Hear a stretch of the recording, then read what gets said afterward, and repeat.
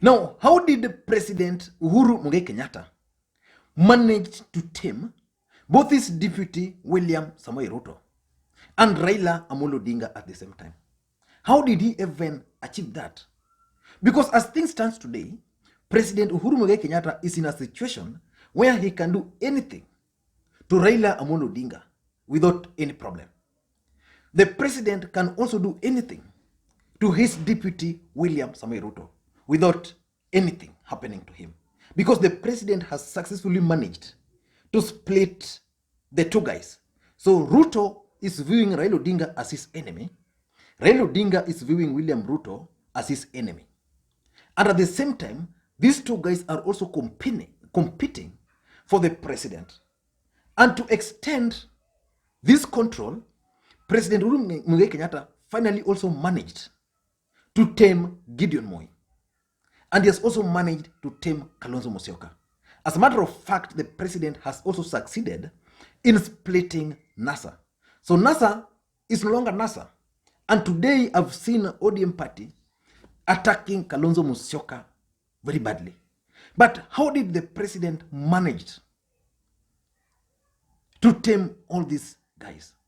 If you follow the politics of Moi Kibaki, in his second term, he had very big problems. In the first term, Moi Kibaki had problems taming Raila Odinga.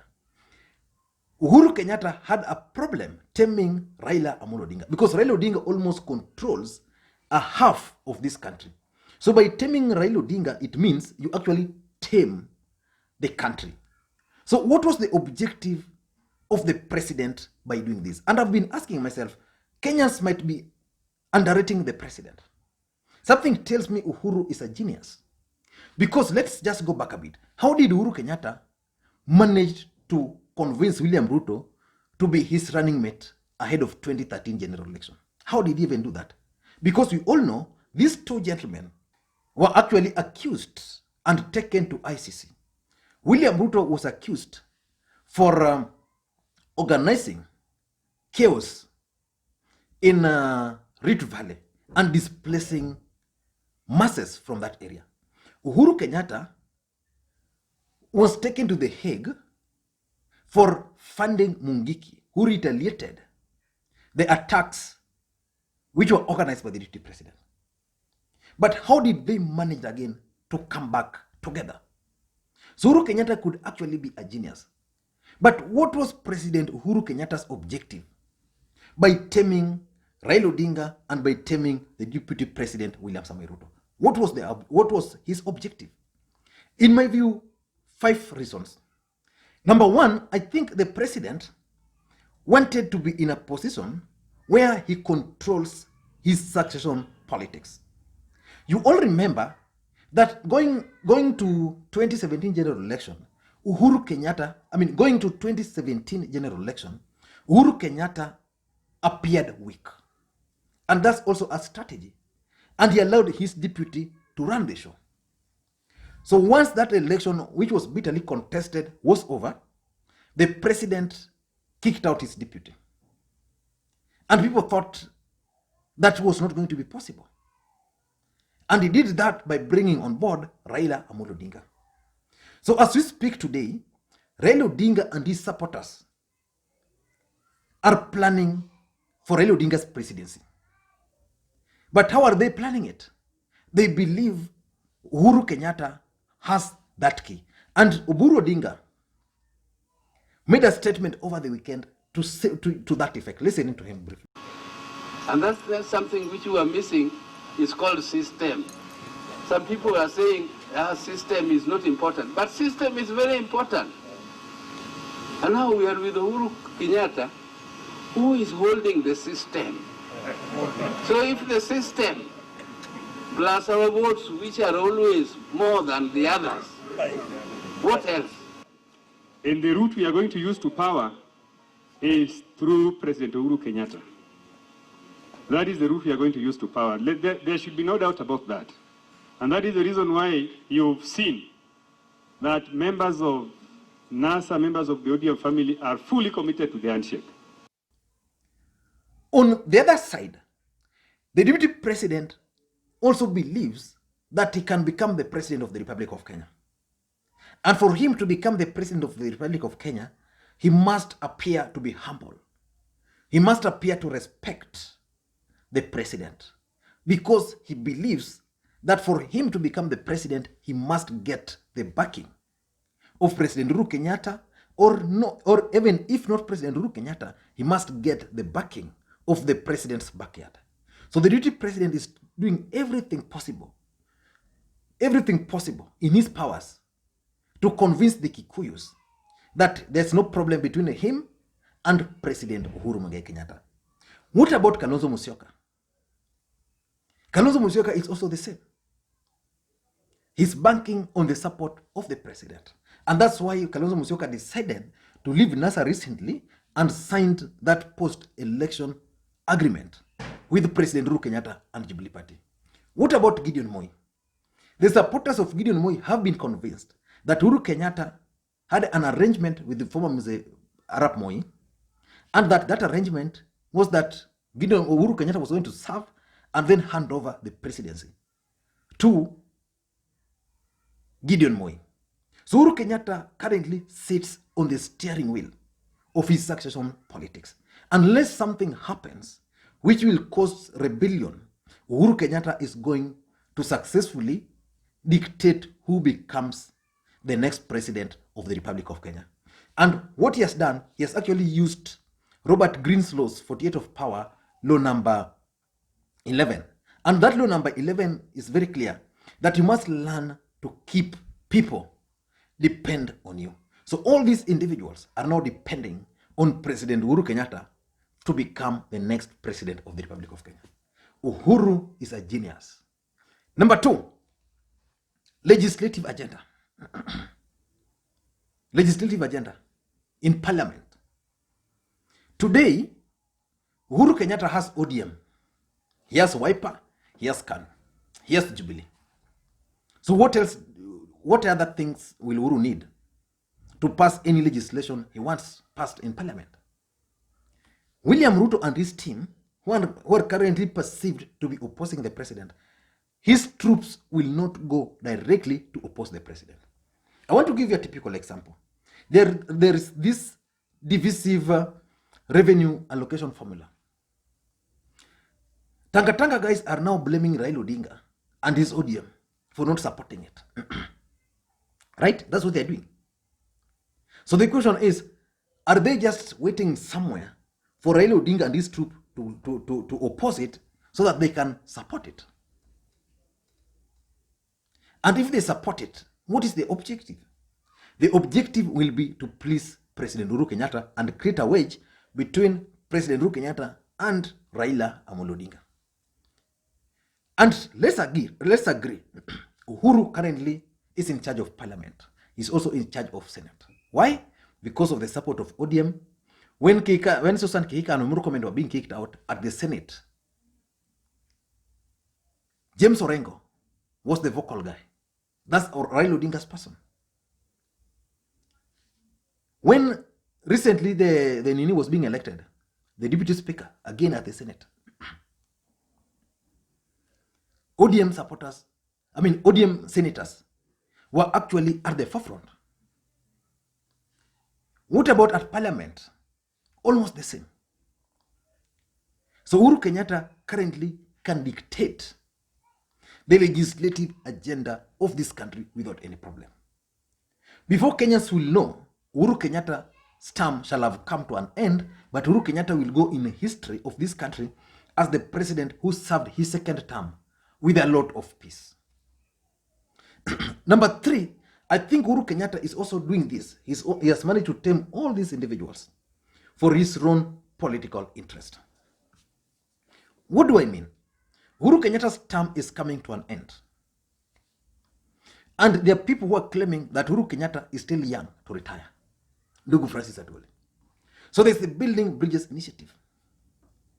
And this Building Bridges Initiative, once the final report will be launched to the public, we will know the interest. But something tells me that that Building Bridges Initiative has President Uhuru Kenyatta's agenda in it. Uhuru Kenyatta might actually not go home. he might remain as the Prime Minister of the Republic of Kenya. Something tells me that even if that will not happen, his other political objective is to ensure that there is one man, one vote. One man, one shilling, one vote in central Kenya and in this country. And if this revenue allocation will pass, then that agenda of the president is going to be achieved.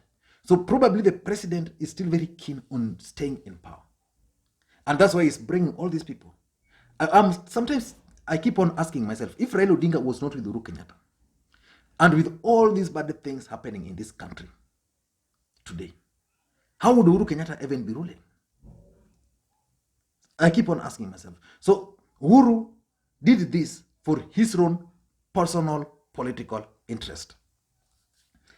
Number 4, I think Uhuru Kenyatta also realized that he needed a free hand in the management of this country. When Uhuru Kenyatta was with his deputy William Samoei Ruto running the government, Jubilee government, it was kind of 50-50. So if Uhuru Kenyatta wanted to appoint ministers, let's say he wanted to appoint 10 ministers, the DP would give him names, whether they are 4 or 5, then Uhuru will come up with 4 or 5. Today, Uhuru Kenyatta can decide to make appointments without any reference to his deputy. He can do that.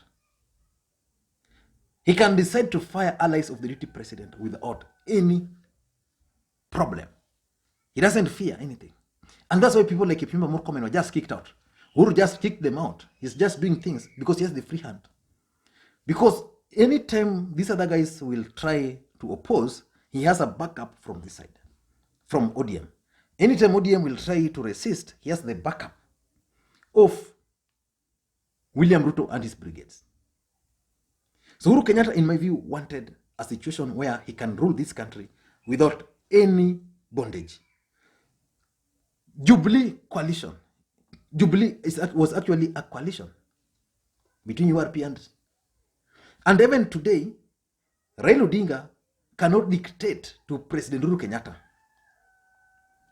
in terms of appointment. Uhuru Kenyatta can only give him one toe just to massage the ego or just to keep him happy.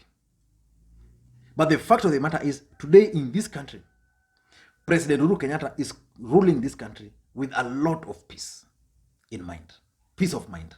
He doesn't have any problem, and Uhuru Kenyatta, if he will fail, should not blame any other person. Since Uhuru Kenyatta had a handshake with Raila Odinga, we've not witnessed any demonstrations against the government. We've not witnessed what you can talk of like sabotage of the government, because he's sure that with his troop, with the support of ODM, Wiper, and KANU, it's done. And lastly, I think Uhuru Kenyatta was very clear that he wanted to live a united country. Could it be that's why Uhuru Kenyatta is actually taming all these guys? He's brought Kalonzo on board. He tried bringing Musalia Mudavadi. Mudavadi, unajua yeye, it's just like that. He brought Raila Odinga. Yeah, so all these parties are now in government.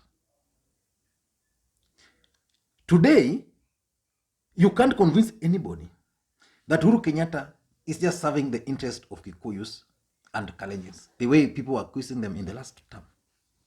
So there's kind of unity he has brought, that perception that, okay, lawyers are feeling that ODM, okay, Kambas are feeling that, okay, there is Kalonzo Musyoka anafanya kazi na Uhuru, so sisi lazima to support Uhuru. ODM supporters, whether they are Luos, whether they are from the coast or western, they are not comfortable that, okay, at least Raila Odinga is working with Uhuru Kenyatta, and Raila Odinga being a smart politician, Uhuru Kenyatta cannot shortchange him, yeah, but, and things are going. So at least they feel they're part of the government. In Rift Valley, he's kicked out the deputy president, but Gideon Moi is there.